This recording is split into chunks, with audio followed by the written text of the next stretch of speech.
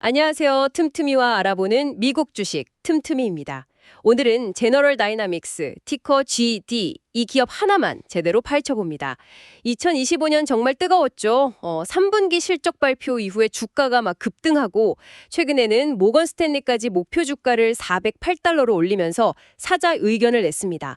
분기 매출은 10% 넘게 성장했고 수주 잔고는 무려 1,099억 달러, 우리 돈으로 140조 원이 넘는 사상 최고치를 기록했습니다. 네, 맞습니다.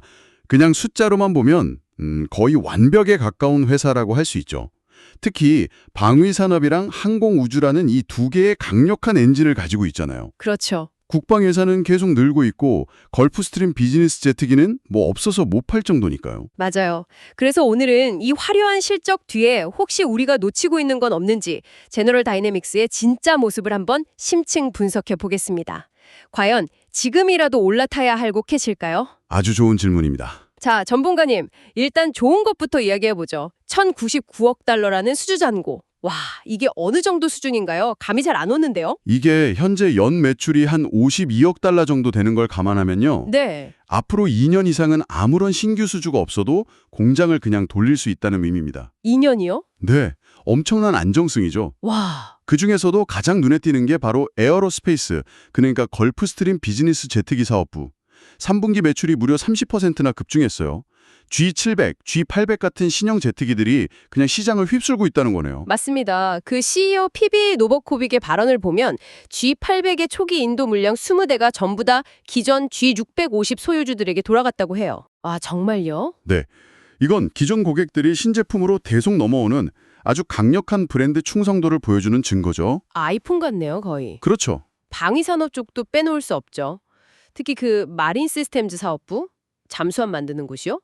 콜롬비아급, 버지니아급 잠수함 수주가 쏟아지면서 이 사업부 수주 잔고만 530억 달러가 넘는다고요. 이건 사실상 미국 정부가 보증하는 독점 사업 아닌가요? 정확합니다. 잠수함 건조는 다른 기업이 쉽게 뛰어들 수 있는 분야가 아니죠.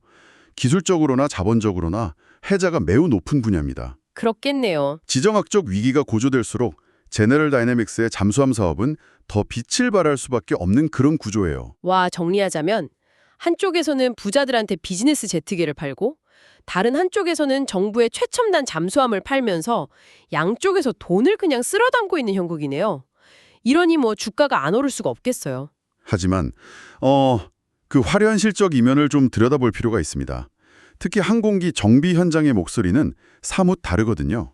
저희가 분석한 자료에 따르면 일부 걸프스트림 정비시설의 내부 문화랑 인력 문제가 좀 심상치 않습니다. 현장의 문제라면 구체적으로 어떤 건가요? 한 전직 해병대 출신 정비사의 증언이 있었는데요. 웨스트필드 시설의 경우 신입 정비사에게 시간당 $30 수준의 낮은 임금을 지급했다고 합니다. 네. 시간당 $30요? 네. 그리고 약속했던 자격증 보너스도 주지 않았다고 하고요. 아니 잠깐만요. 고객들은 정비료로 시간당 $200, $300는 낼 텐데 정작 일하는 사람한테는 너무 적게 돌아가는 거 아닌가요? 바로 그 점이 핵심입니다. 경험 많은 숙련공들은 더 나은 대우를 찾아서 떠나고 그 자리를 이제 경험이 부족한 신입들이 채우고 있다는 증언이 많아요. 제대로 된 훈련도 없이 전문가가 되길 기대한다.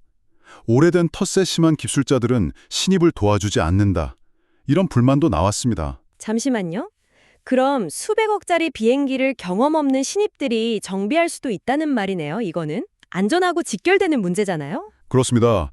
실제로 한 고객은 자신의 6억 5천만 달러짜리 비행기가 웨스트필드 시설에서 정비 중에 손상되었다고 주장하기도 했어요. 와. 이런 문제는 당장 재무제표에 드러나지는 않죠. 하지만 걸프스트림이라는 프리미엄 브랜드의 명성에 장기적으로는 큰 타격을 줄 수 있는 숨겨진 리스크입니다. 정말 충격적이네요. 한쪽에서는 사상 최대 실적이라고 환호하는데 다른 한쪽에서는 내부 인력 문제가 고막하고 있다니. 그래서 이게 우리 GD 주가에는 무슨 의미죠?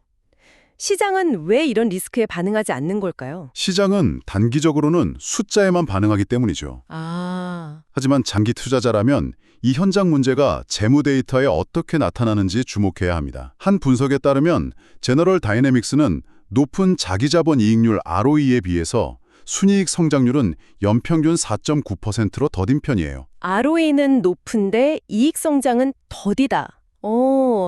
쉽게 말해서 회사는 돈을 잘 버는 것처럼 보이는데 실제 성장 속도는 생각보다 느리다는 거네요. 맞습니다.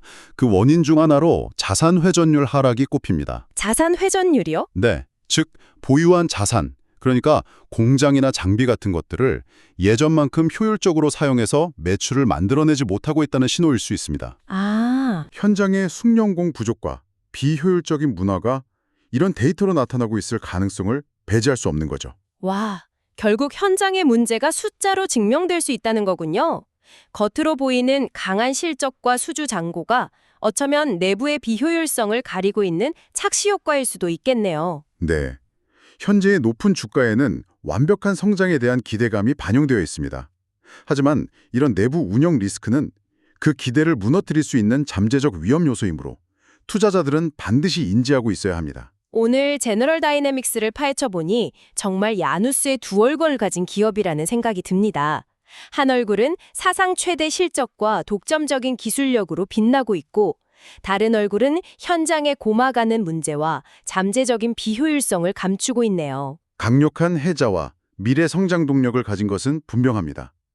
하지만 그 성장을 뒷받침할 내부 운영의 퀄리티가 유지될 수 있을지는 계속 지켜봐야 할 부분이죠. 자, 구독자 여러분은 제너럴 다이내믹스, 티커 GD의 미래를 어떻게 보시나요? 압도적인 기술력으로 모든 리스크를 극복하고 날아오를 제2의 록히드 마틴일까요? 아니면 내부 문제로 발목 잡힐 수 있는 위험한 거품일까요? 댓글로 여러분의 날카로운 생각을 남겨주세요.